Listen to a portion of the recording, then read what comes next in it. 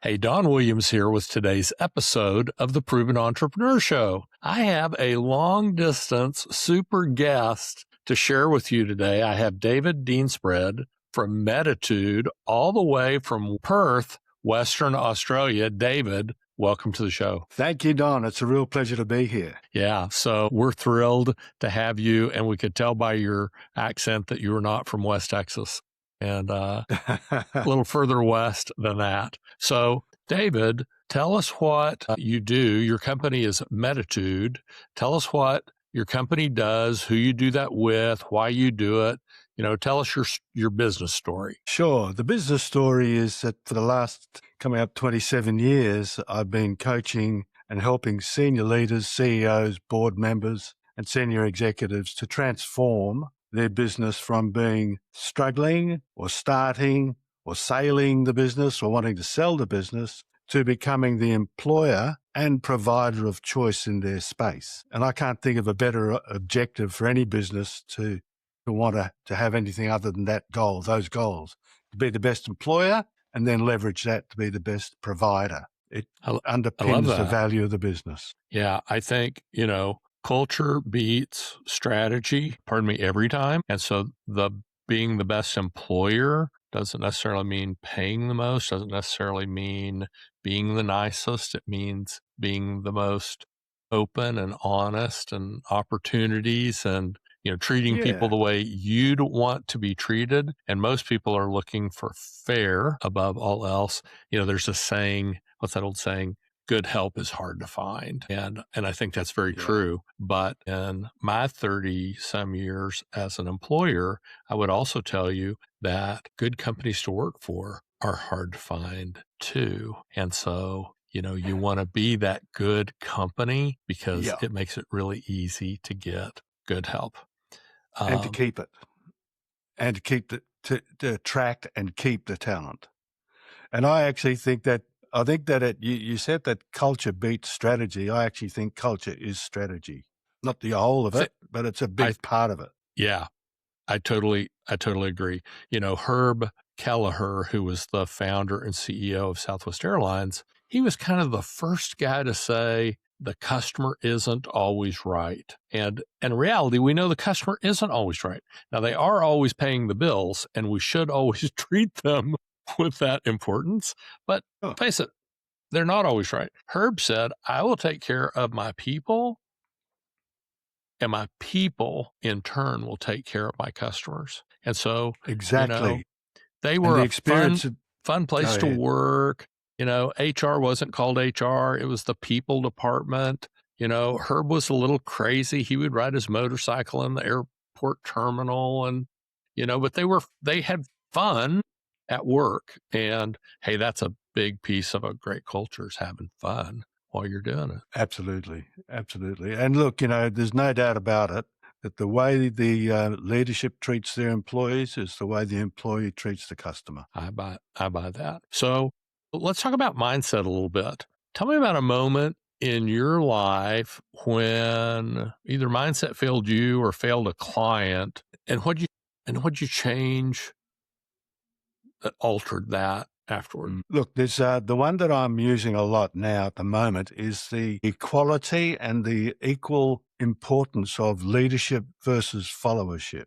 They are both equally important. If you ask a follower what they want from a leader, and you listen to what they say, and then you ask a leader what you want from a follower, then you discover there's a lot of similarity if they're mature, if they're developed. And the reality is we want a follower to have the psychological safety and the confidence to be able to respectfully and effectively challenge a leader.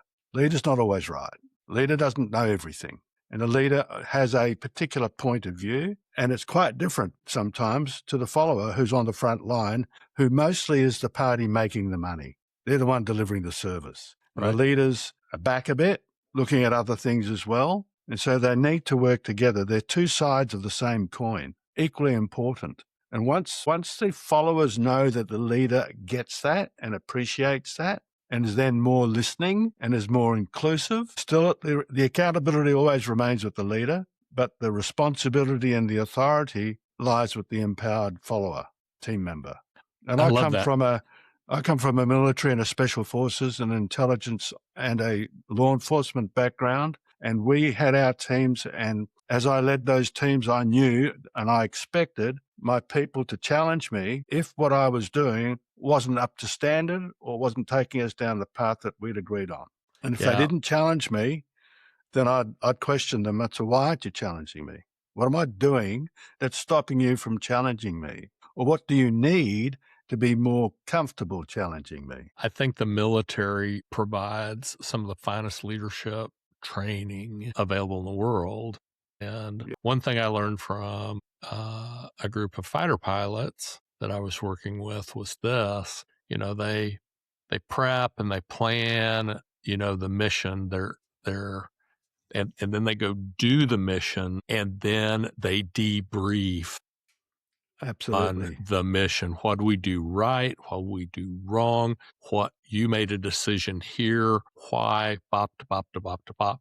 And they spend about as much time in the debrief part as they did in the prep and the execution part put together. And that's how they were able to continue to perform at a very, very high level. And another group, which was multi-branch spec ops people here in the States, and we were doing close quarter, or they call it CQB, clearing simulated guns, simulated ammunition. It was interesting that the kind of the concept of what I'll call fluid leadership. So you might be the team lead.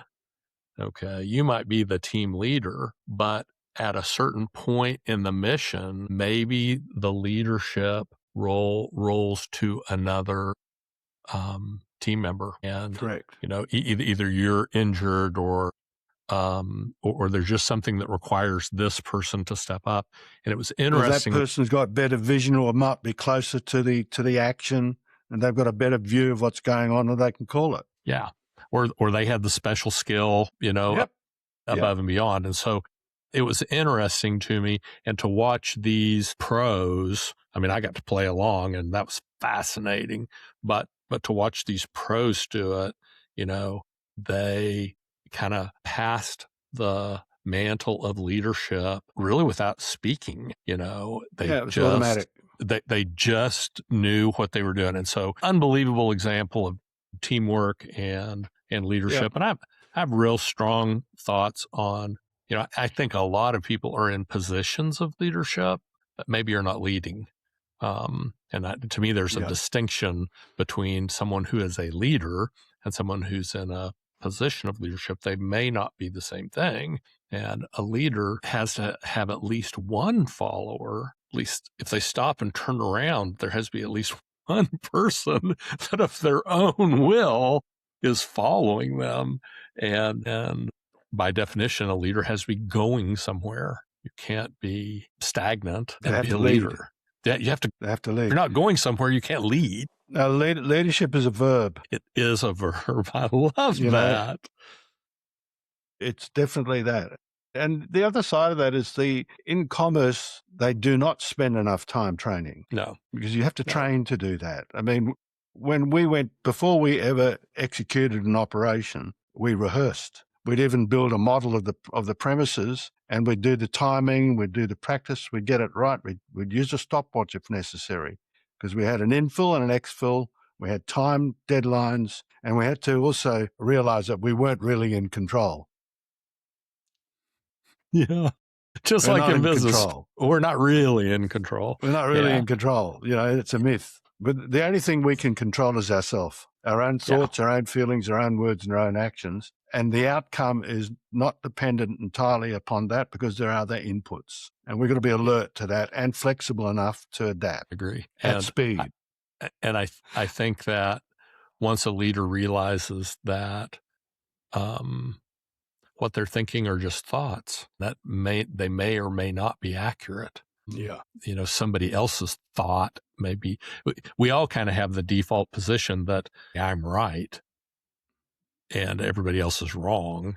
But the reality is we don't have the corner on human knowledge, and probably statistically we're wrong far more than we're right. And so Yeah. you've got to be open-minded to hear other opinions, other viewpoints from other people. I know when I was an early leader, I kept trying to hire people that looked, walked, acted, and talked like me. And one, that was hard. And two, it wasn't a great team. It didn't build a great team. Today, I'm constantly looking for people who have skills, ideas, perspectives that are different from everybody else on the team. Okay, because that's how we're actually the strongest. And then I'm a big believer in what I would call transformational leadership, where I really think a business leader only has a couple jobs. One, cast and communicate the mission, whatever the vision is for the company, and say it so much that people laugh at you. Okay. And when they laugh, just keep telling them, okay, this is the vision, this is the mission, this is the vision, this is the mission. And then job two is probably just go get the best people on the planet to help make that reality. And then job three is give them what they need to help them get the job done. Because if we have to do everything ourselves, our output is pretty small. But that's correct.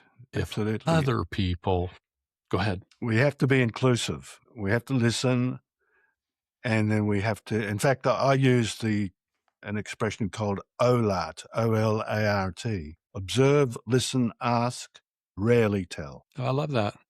And if we can a lot of the work I do go ahead. A lot of the work I do in selling is, questions sell. People don't like curiosity to be told. And discovery.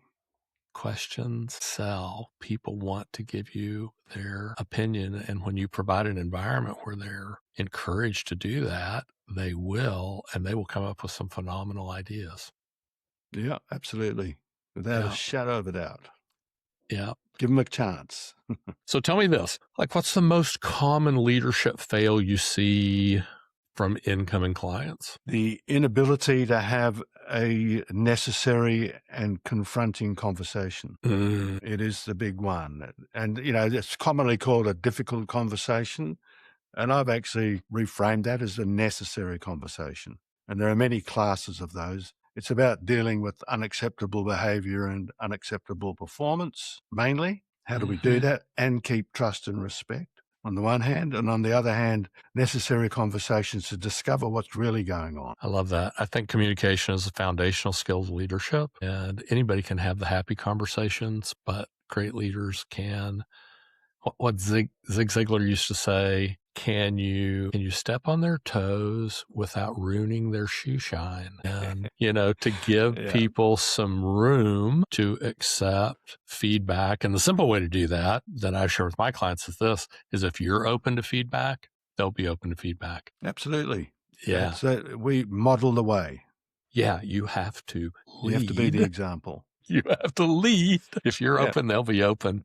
And it's absolutely. kind of amazing what a high functioning team can accomplish as opposed to a bunch of people that are pulling in different directions. 100%.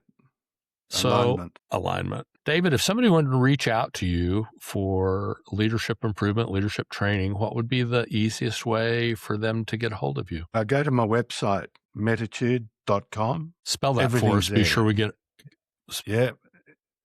Mike, Echo, Tango, Alpha, Tango, Tango, Uniform, Delta, Echo. Okay. MediTude.com. Yeah, love that. Dave, it's been a real pleasure to have you on the show today. Thank you so much. That's a real pleasure being here. Thank you very much, Don. You bet. And that's today's episode of the Proven Entrepreneur Show with David from Perth, Western Australia. See you next time. Bye.